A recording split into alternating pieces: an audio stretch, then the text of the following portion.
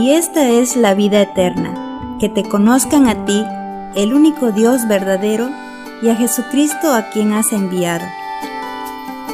Bienvenidos a su programa Teología para el Diario Vivir.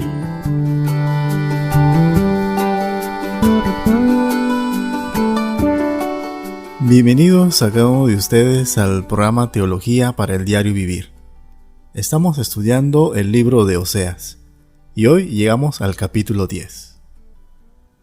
¿Cuál es exactamente nuestro propósito en la vida? ¿Cuál debería ser el gran objetivo de nuestras vidas? ¿Será la felicidad? ¿Es la salud? ¿Es la prosperidad? ¿Es el éxito? ¿Es una larga vida? ¿Cuál es el objetivo de nuestras vidas? El rey David parecía tener un objetivo y era este. En Salmos capítulo 27, versículo 4 dice: Una cosa he demandado a Jehová, esta buscaré, que esté yo en la casa de Jehová todos los días de mi vida. El objetivo principal de David era amar a Dios, aprender acerca de Dios y servir a Dios y tener comunión con Dios todos los días de su vida. Tristemente, ese no es el objetivo primordial de la mayoría de los creyentes hoy en día, y ciertamente no era el objetivo de Israel en los días de Oseas. En este capítulo 10 de Oseas encontramos 5 realidades del pueblo de Dios. La primera realidad nos habla de la condición externa del pueblo de Dios. Oseas capítulo 10 versículo 1 dice: Israel es una frondosa viña que da abundante fruto para sí mismo. Conforme a la abundancia de su fruto, multiplicó también los altares. Conforme a la bondad de su tierra, aumentaron sus ídolos. La condición externa del pueblo de Dios se veía impresionante. Eran como una frondosa viña. Israel comenzó siendo pequeño e insignificante antes de que Dios estableciera a Israel como nación. Eran una familia de viajeros nómadas. Después de esto fueron esclavos en Egipto, pero Dios los trajo a la tierra prometida y los estableció como una gran nación. Israel ganó fuerza y prominencia. Tenían un gran ejército. La gente tenían viñedos y granjas. Heredaban su propia tierra y la pasaban a sus hijos. Pero observe lo que sucedió mientras prosperaban. Mientras más se enriquecía la gente, más altares paganos construían. Cuanto más abundantes sus cosechas, tanto más hermosas eran sus columnas sagradas. Cuanto más próspero era Israel, más en bancarrota espiritual se volvía. Cuanto más rico se hacía la nación, más se alejaba la gente de Dios y se iban tras los ídolos. Se olvidaron del Dios que les había dado todo esto, abandonando las leyes de Dios para establecer sus propias leyes. Construyeron ídolos que nunca los reprendían ni los disciplinaban por sus pecados. Israel parecía una vid frondosa, pero estaba vacía en su relación con Dios. Esas personas no estaban interesadas en producir fruto para Dios. Estaban interesados en producir frutos para sí mismos. De hecho, crearon sus propios dioses falsos. Cuanto más fruto producían, más altares hacían. Cuanto más rico era la tierra, más columnas sagradas e ídolos se hacían. Cuanto más dinero ganaban estas personas, más lo gastaban en sus ídolos. La segunda parte del versículo 2 dice: Ahora serán hallados culpables. Jehová demolerá sus altares, destruirá sus ídolos. Las cosas en las que ellos pusieron su confianza serían destruidas por Dios. Sería un recordatorio tangible de su rebeldía. Dios todavía hace las mismas cosas hoy. A veces Él quita aquellas cosas en las que la gente confía para llevarlas a confiar en Él. Por ejemplo, puede quitarle la salud a una persona sana para humillarla. Puede quitarle la seguridad laboral a un hombre que está poniendo su confianza y su esperanza en su trabajo para el futuro. Poner su fe en cualquier cosa o en alguien aparte de Dios es una receta para el fracaso. La gente nos falla, las instituciones humanas nos fallan, los políticos nos fallan.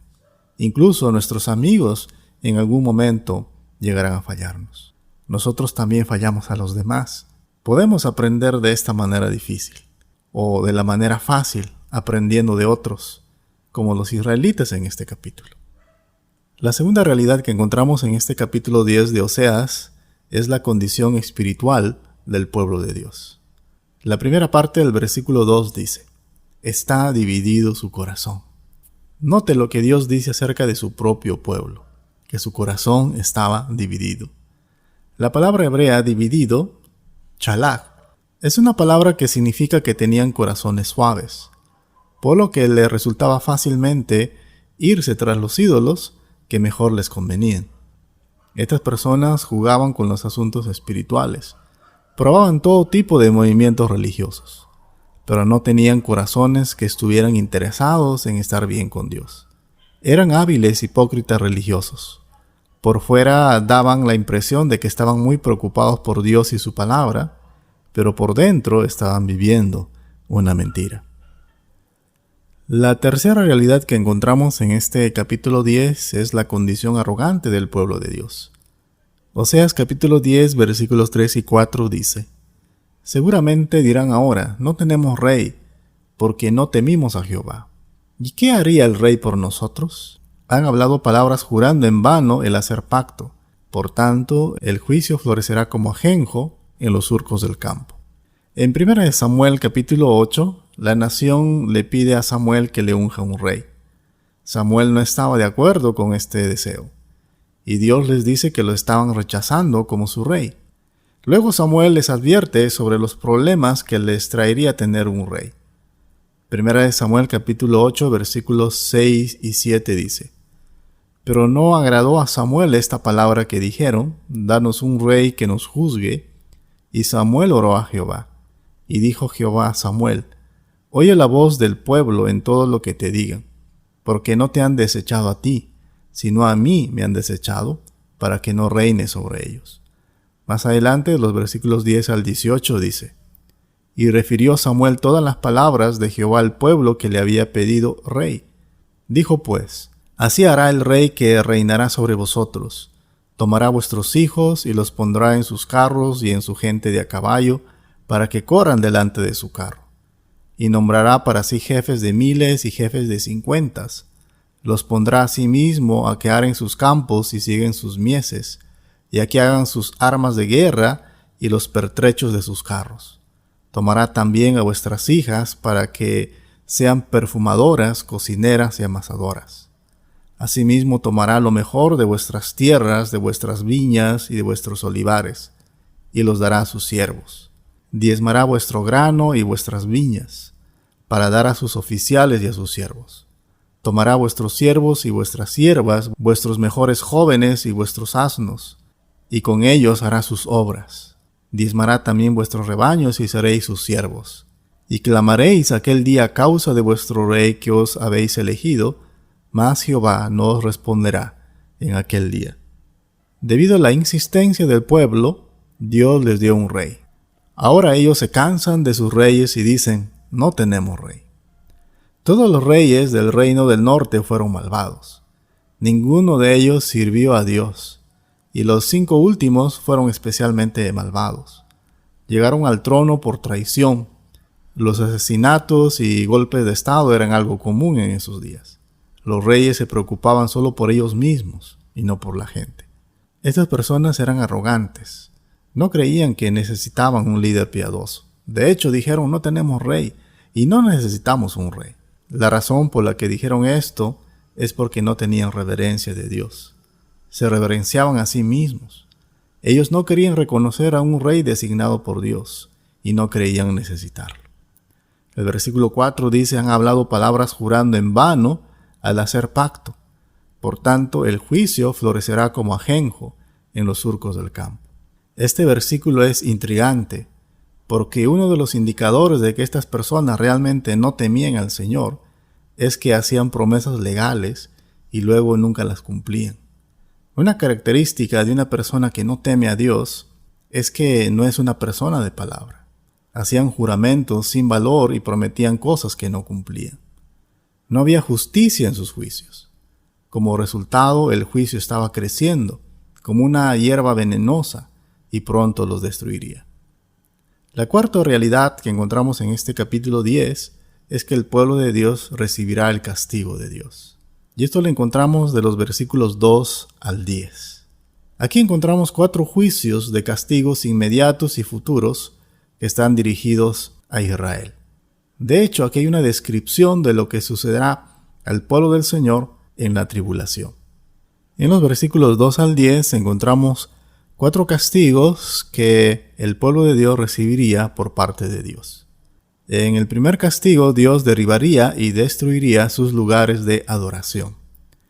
La segunda parte del versículo 2 dice: ahora serán hallados culpables, Jehová demolerá sus altares, destruirá sus ídolos.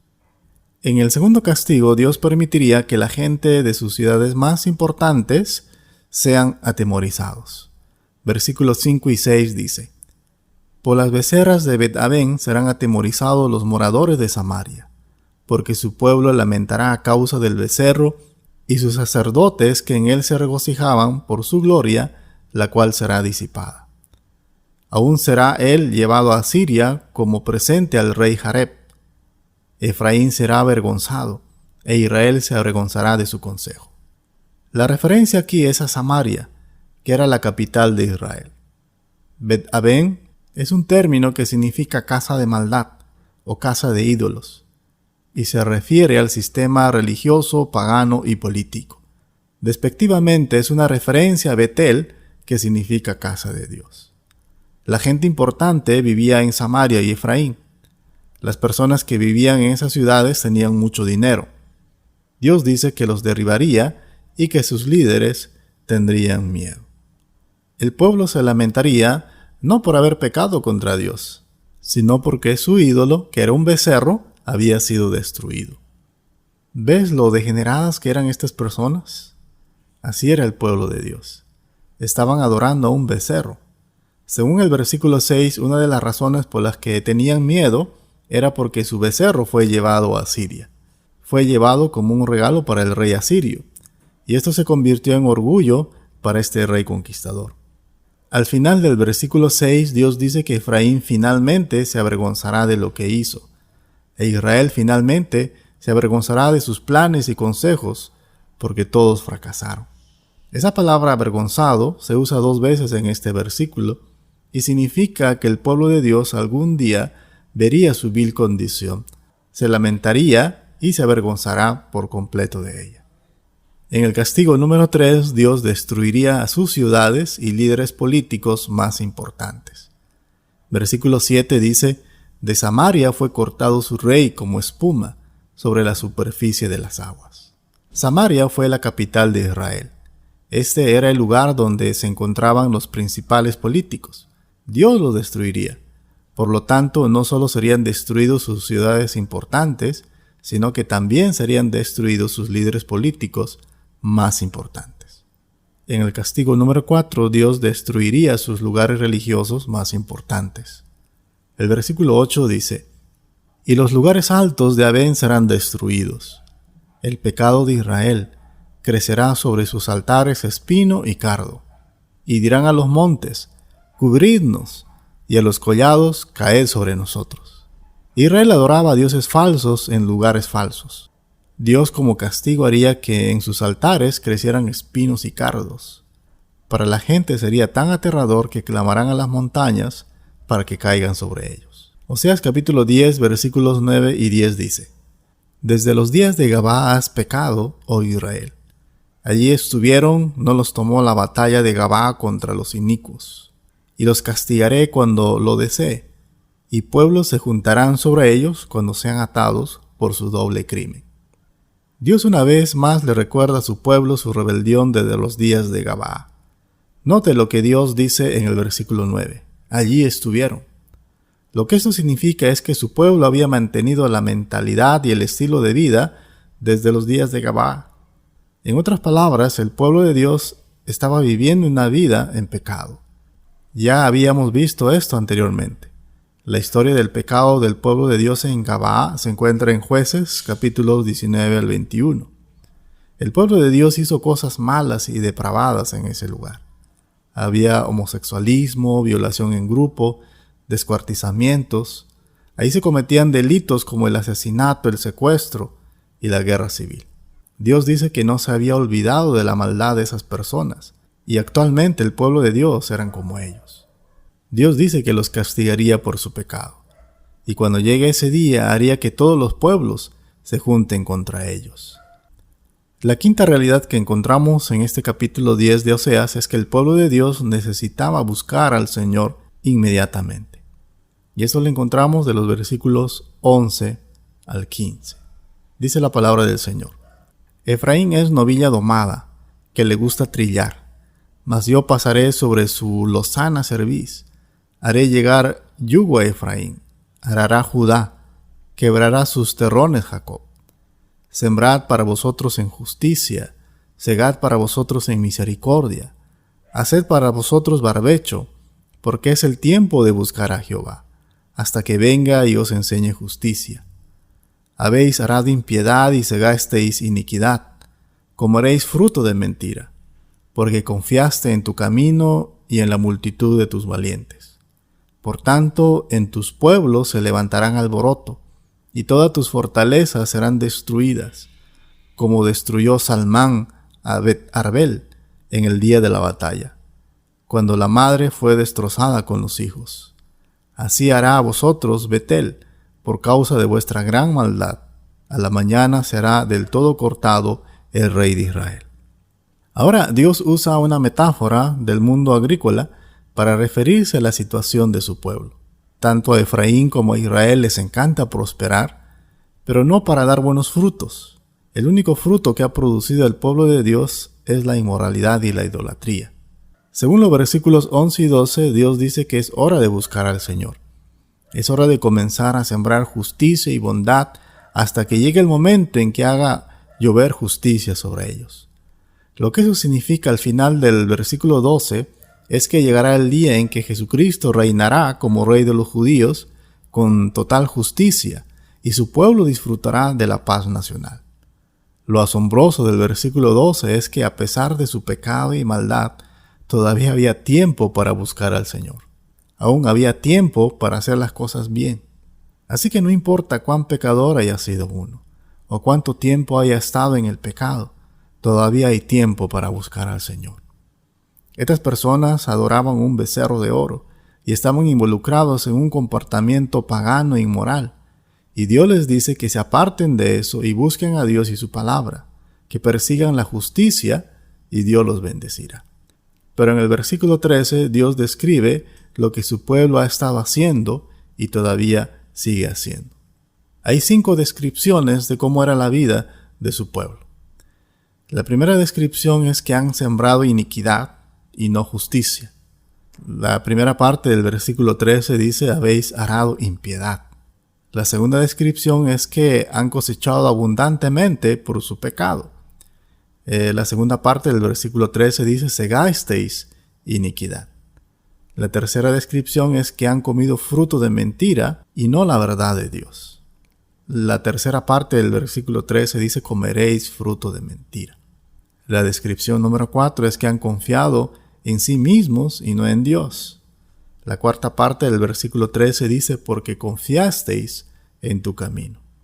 Y la quinta descripción es que han confiado en su poderío militar y no en Dios. La última parte del versículo 13 dice: porque confiasteis en tu camino y en la multitud de tus valientes. Entonces Dios le dice que porque no buscaron al Señor ni hicieron lo correcto, tomaría 3 acciones. La primera acción es que los terrores de la guerra alborotarían a su pueblo. La primera parte del versículo 14 dice: por tanto en tus pueblos se levantará alboroto. Israel está en constante conflicto con una nación tras otra. Esto es parte del juicio de Dios sobre ellos. La paz es una bendición de Dios. El conflicto es un juicio de Dios. La segunda acción es que Dios destruiría todas sus fortalezas. La segunda parte del versículo 14 dice: y todas tus fortalezas serán destruidas, como destruyó Salmán a Bet-Arbel en el día de la batalla, cuando la madre fue destrozada con los hijos. Dios describe un evento histórico que su pueblo conocía y que tuvo lugar en Bet-Arbel.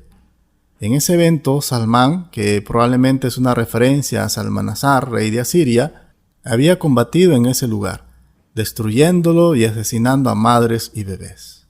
En 2 de Reyes, capítulo 18, versículo 9, vemos que aparentemente más tarde fue a Samaria y la sitió. Entonces, obviamente, Dios permitió que estas cosas horribles le sucedieran a su propio pueblo porque se negaron a lidiar con su pecado. La tercera acción es que Dios destruiría a su propio pueblo. Versículo 15 dice: así hará a vosotros Betel por causa de vuestra gran maldad. A la mañana será de todo cortado el rey de Israel. Dios cortará su poder liberador, cortará sus bendiciones, cortará sus libertades, permitirá que su pueblo sea totalmente dominado por las fuerzas del mal y no hará nada al respecto. Cuando vemos esta sección, hay algunas cosas que queremos aplicar para no caer en este mismo tipo de castigo por parte de Dios. En primer lugar, es fundamental que detectemos el pecado, enfrentemos el pecado y lo confesemos en nuestras propias vidas. En segundo lugar, es fundamental que mantengamos nuestra confianza en Dios, no en nosotros mismos, y menos en nuestra prosperidad. En tercer lugar, es fundamental que nos aseguremos de que cuando llegamos al culto colectivo, no sea simplemente una formalidad religiosa. Y en cuarto lugar, es fundamental que cuando adoramos, deseemos que nuestro corazón esté bien con Dios. Lo asombroso de este capítulo es que a pesar de todas las cosas malas que la gente había hecho, Dios todavía dice: es tiempo de buscar al Señor. No importa cuán profundo hayas caído, es posible tener aún una relación con Dios. Él quiere que regreses a Él. ¿Lo buscarás? Dios te bendiga.